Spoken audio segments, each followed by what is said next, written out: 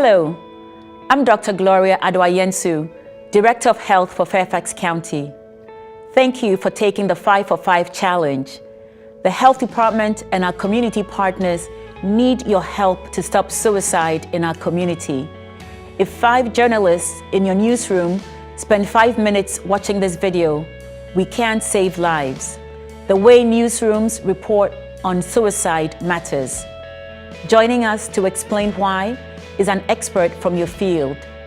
Kevin Bentz is a 30-year veteran of broadcast, cable, and online news.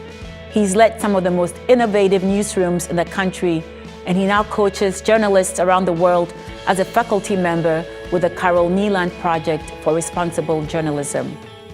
I'm Kevin Bentz with the Carol Neeland Project. When I walk into a newsroom and I ask, what are the most difficult stories you cover? Nearly always suicide will come up, and there's a good reason for that. Because suicide contagion is real. If we're not careful about the words and the photographs that we choose, people who may be considering suicide could actually carry it out based on a news story that we do. That's a frightening prospect. Our principle of minimizing harm is important here. It's important to consider. It's also important to consider that suicide is one of the least covered health issues in our communities. Take a look at these statistics. CDC research shows that just recently, suicide overcame homicide as the #1 cause of non-accidental death in teenagers in the United States. And there has been an alarming 56% increase in teen girl suicide since 1999. Journalists should think of suicide as a health issue rather than as a crime or a breaking news issue. In fact, depression and mental illness are most often involved in suicide, and those are illnesses that can be treated. Most important, we need to remember that suicide is not simple. It is a very complex mix of mental illness and depression, perhaps drug abuse. In fact, very rarely is there a single catalyst. And think about how simplistic we make suicide when we say that concern about exams is the reason she took her own life. We really want to avoid making suicide a reasonable response for people who are having problems. In this story, we learn that a couple in their 50s jumped 9 stories off a building to their deaths. And we also learned that they were struggling to pay their bills. This story to someone who is in financial crisis could make it sound as though suicide is a solution to that problem. We also learned that they left a suicide note before jumping. Suicide prevention experts would tell us that we want to avoid talking about what's in a suicide note. Instead, we might say a note was found at the scene and is being reviewed by the medical examiner. Photos can be particularly problematic. These are a series of photos from Kurt Cobain's death scene where he committed suicide. Obviously, we want to avoid showing photos of the suicide scene. We certainly also want to avoid showing the bodies at that suicide scene. Here is more coverage of that suicide that occurred in Manhattan. Obviously, in this case, the video shows the bodies, and it also shows how high the building was. We want to avoid showing bodies at the scene. We also want to avoid showing how the suicide was committed. People in crisis look at that as an option for them. Instead, let's show photos of a happier time. We go back to the story of the girl who apparently killed herself because of her exams.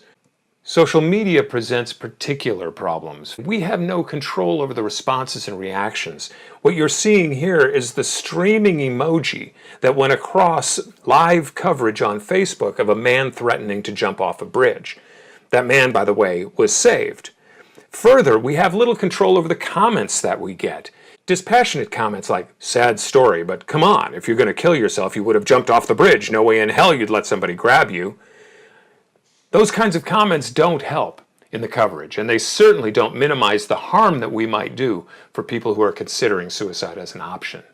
Celebrity suicides also present their own share of problems. And these are big reasons why we cover suicide quite often when a public figure or a celebrity decides to take their own lives. In this case, we remember when Robin Williams took his life. Look at the 2 headlines here. Robin Williams' autopsy confirms death by suicide. Very straightforward, very simple, no sensationalism, and a very appropriate picture of Robin Williams.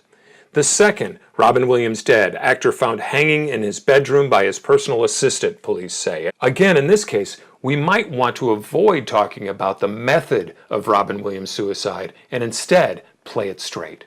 Here are some guidelines that we've already gone over. First, let's inform without sensationalizing. Consider not making suicide the lead story. Use words like death by suicide or killed him or herself rather than successful suicides or failed suicides. Use photos taken at a happier time and avoid locations and body shots. Reporting on suicide is important as a health issue, but don't report on it as a crime or breaking news issue. Remember, suicide is never simple. We can't make assumptions about why a person chose to take their own life. In fact, it's a very complex situation that they may be in, involving depression, involving mental illness. And remember, mental illness can be treated. So avoid describing the act as a result of one single event, like poor grades, or breaking up with a partner, or financial problems. If a note is found, go ahead and say so, but let's avoid quoting it. And always include the warning signs friends and family should look for, and what friends and family should do if they see those warning signs. Suicide is an important health issue in your community, and it deserves coverage beyond just the death of a celebrity or the death of a public figure. This is one story in which you can educate your community and literally save lives. If your newsroom needs additional guidance on responsible reporting of suicide, please visit this great online resource, www.reportingonsuicide.org. To find out more about efforts to prevent suicide in Northern Virginia, please visit www.suicidepreventionnva.org. When you do report on suicide, please include these resources to help be a part of the solution. PRS Crisis Link operates a 24-hour regional crisis and suicide prevention hotline at 703-527-4077. People in need of help can also text CONNECT to 85511. 24/7 crisis support is also available through the National Suicide Prevention Hotline at 1-800-273-TALK. That's 1-800-273-8255. By letting the public know about these resources, you are helping to save lives. Now help us out. Tell 5 journalists in your newsroom to take the 5 for 5 challenge. Thank you.